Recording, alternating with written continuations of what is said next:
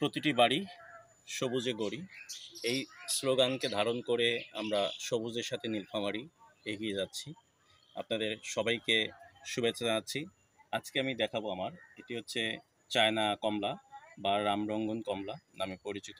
বাজারে যেটি আমরা দেখি যে ঝুড়ি কমলা, আপনারা সেটি দেখতে পাবেন। এই কমলাটি গাছ, এটি মাদার গাছ আমার।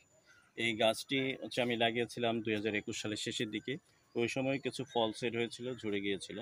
এরপরে 22 সালে শেষের দিকে, 23 সালের দিকে, ওই সময়টা হচ্ছে আমি এটা থেকে কিছু চারা করি, যার কারণে হচ্ছে যে ওই সময় ফলগুলো ঝরে যায়। গাছটা বেশ তখনও বড় ছিল। এরপর হচ্ছে যে এই বছর এসে আমার এই গাছটি অনেক বড় হয়ে গেছে এবং আপনারা দেখতে পাচ্ছেন যে এখান থেকে হচ্ছে যে কি পরিমাণে ফল আসছে। দেখি আমি আর একটু দেখাই। এই যে দেখেন, এই যে ডালটাতে কতগুলো ফল সেট হয়ে আছে এখানে। এরপরে এই ডালটাতে হচ্ছে আর একটা অংশ দেখাই। এরপরে দেখা যাচ্ছে না, এই যে দেখেন কি পরিমাণে ফল ধরে আছে। এরপরে উপরের অংশ দেখাই একটু। উপরের দিকে আরো অসংখ্য ফল ধরে আছে, অসংখ্য অসংখ্য ফল ধরে আছে।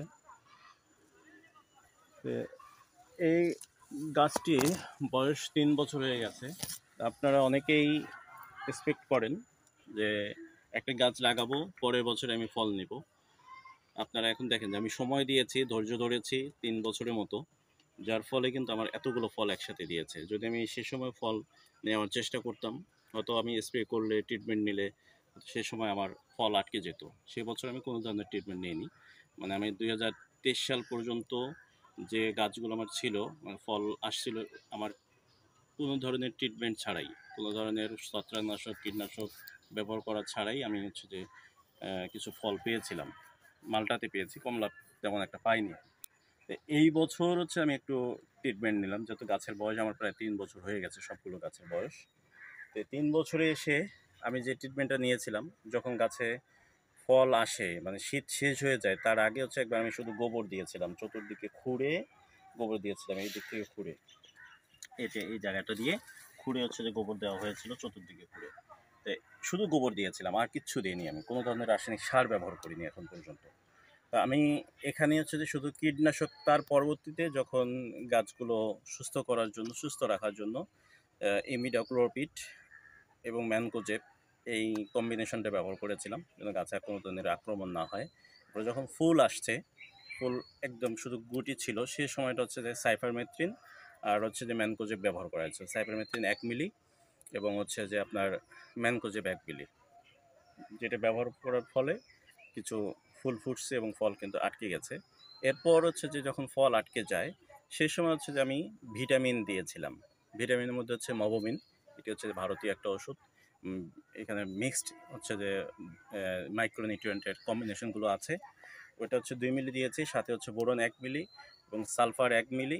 এরপর হচ্ছে যে সাথে দিয়েছিলাম কুইক পটাশ 1 মিলি। এর 1 দিন বা 2 দিন পরে হচ্ছে যে আবার চিলিটেড জিঙ্ক 1 মিলি প্রতি লিটার হারে এরকম স্প্রে করা হয়েছিল। তো আমার যেহেতু গাছ অনেক, আমার একসাথে হচ্ছে যে একটা 16 লিটারের জারে হচ্ছে যে স্প্রে করা লাগে, তো যার কারণে সেই পরিমাণে দেওয়া হয়েছে। তো এরপর হচ্ছে যে গাছগুলোতে কিন্তু বেশ ঈশ্বরের কৃপায় অনেক ফল আটকে আছে এখনও। যদি ঠাকুর সহায় হয়, হয়তো বা এবছর আমি আরও ফল পাবো। অনেক ফল হয়তো আপনাদেরকে দেখাইতে পারবো এবার আমার এই গাছটি থেকে। মানে আমার গাছটি দেখার পরে আসলে আমার নিজেরই মন ভরে গেছে, এত অসংখ্য ফল আমাকে দেবে সে, এটা আমি কখনো কল্পনা করিনি। তা আপনারা যারা গাছ লাগান, গাছ রোপণ করেন, অবশ্যই 3টে বছর অপেক্ষা করবেন। মানে প্রথম বছরে কখনোই একটা গাছ থেকে যখন ফল নেবেন, এই গাছগুলো হচ্ছে যে গ্রোথ ভালো হয় না, গাছগুলো খুব তাড়াতাড়ি মানে ঝুঁকিমুক্ত থাকে না, এগুলো ঝুঁকিপূর্ণ হয়ে যায়। মানে এটা খুব মারা যাওয়ার পর্যন্ত এরকম পর্যায়ে চলে যেতে পারে। গাছগুলোকে এরকম একটা অবস্থায় নিয়ে গেলে দেখবেন যে অনেক অসংখ্য ফল পাবেন আপনারা। কথাগুলো অবশ্যই বুঝতে পারছেন। আপনাদেরকে অসংখ্য ধন্যবাদ জানাচ্ছি ধৈর্য সহকারে আমার ভিডিওটি দেখার জন্য। আপনার যদি ভালো লাগে অবশ্যই ভিডিওটি লাইক করবেন, শেয়ার করবেন এবং অন্যদেরকে দেখার সুযোগ করে দেবেন, তারাও যদি এখান থেকে কিছু জানতে পারে। আমি একজন ক্ষুদ্র চাষি। আপনারা ভালো থাকবেন, সুস্থ থাকবেন। আসুন নিজের যত্ন করি।